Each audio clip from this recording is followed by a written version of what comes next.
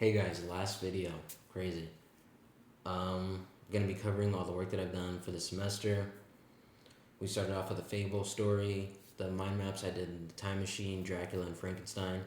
Chef recommended that I do Time Machine, so I did that. And I had previously worked on this book before, but it was for a cover, so it was cool to revisit it and actually look into the story and just look into the character design and design my own characters. I'm really satisfied with all these. I feel like I depicted all the symbolism I wanted to, especially with the middle and right piece where it's like showing that hierarchy or different elements of class. So I was really happy with the way that turned out. Then we had the storyboard. This was just fun because I got to watch clips of Batman and I love the Batman movie, so just cool, fun thing to do. And then we had the silhouette technique from the brothers. I forget the specific name, but it started with the E. I just did Goku for this one. Pretty iconic silhouette, so easy to do and fun to do. Then my Yugen characters. I love doing this. I had Mindbender, Iviana, and Shokuro. I've already worked on these characters before, but I redesigned Mindbender completely because for the story, I want him to be framed as a good guy, and then slowly have his appearance transition into like a more evil looking appearance. Because if you just have him look evil off like the jump of the story, it's gonna be this guy's obviously evil. So I redesigned him, and then I redesigned myself. Insert Shokuro. Just just mainly the decision for the jacket style. It was still kind of the same jacket, but this one was more of an Air Force, like a navy jacket to where like you can like unfold it. It was that type of deal, and then I changed his pants to shorts. And then Iviana, I love this design so much. Like it's my favorite design out of all the characters I've done.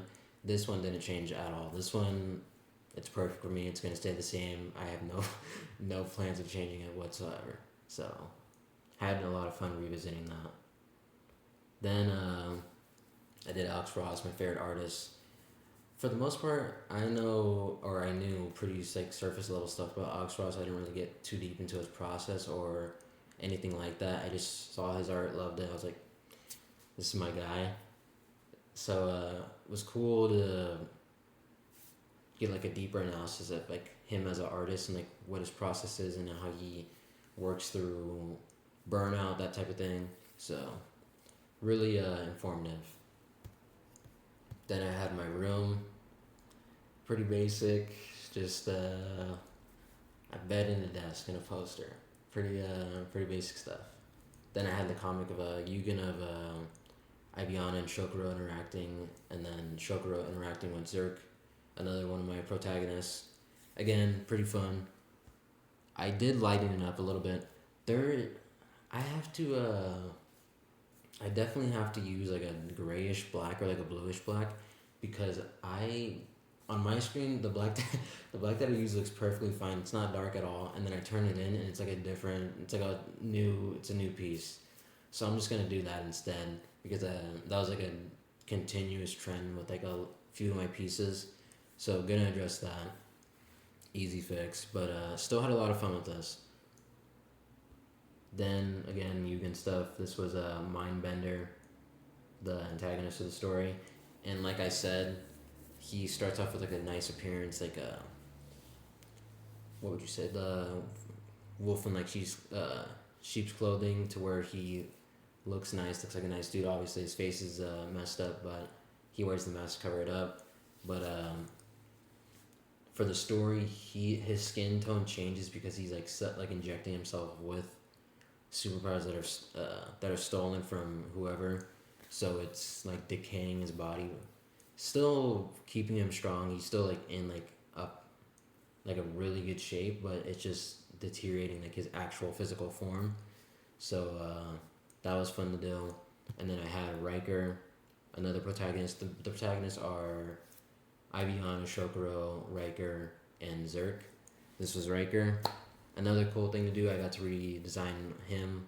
and then actually make a physical mold of him with the polymer clay, which surprisingly was so fun. I was making like the dumbest face, like cheesing the whole entire time while I was doing it, because I was having so much fun, and I still have some clay left over, which I'm definitely gonna putting to use because I had that much fun with the piece.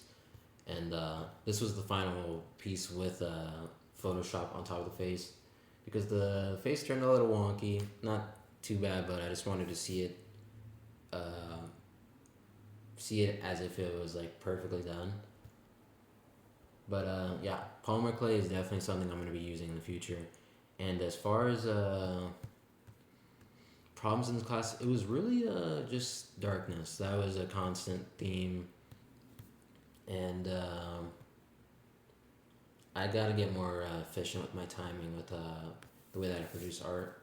So, two things that can be easily fixed.